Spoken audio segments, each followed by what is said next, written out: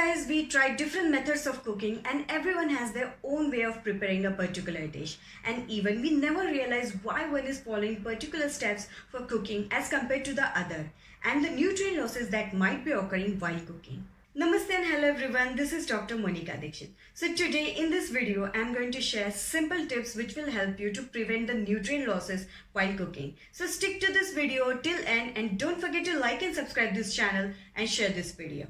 Also click the bell icon to get the notification for my next video. So let's get started. Avoid deep frying and heating for a long duration or heating at a high temperature during cooking. So if a food material is heated at a high temperature for long duration, protein becomes hard and coagulated in the form that they cannot be absorbed easily by the body. So overheating causes loss of precious nutrients. Peel the skin of vegetables as thinly as possible.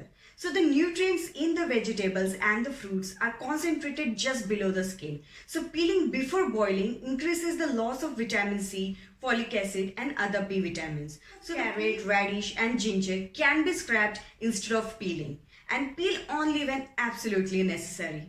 Root vegetables should be boiled with the skin on and then peel after boiling, because this helps the nutrients to migrate to the center of vegetables, which helps to prevent the loss of its nutrients. So do eat with the skin on whenever possible.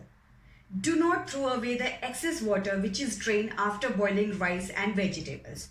So for example, while preparing a cottage cheese, the water which is left over after curdling is extremely rich in good quality of protein and vitamins. So it can be used as a refreshing drink after flavoring with lemon juice, salt and pepper. Do not soak vegetables in water, because almost 40% of water-soluble vitamins and minerals are lost in the water. So if you need to soak, then use the soaked water to prepare dough or soups. Do not keep the milk open or exposed to light to avoid the loss of vitamin B2.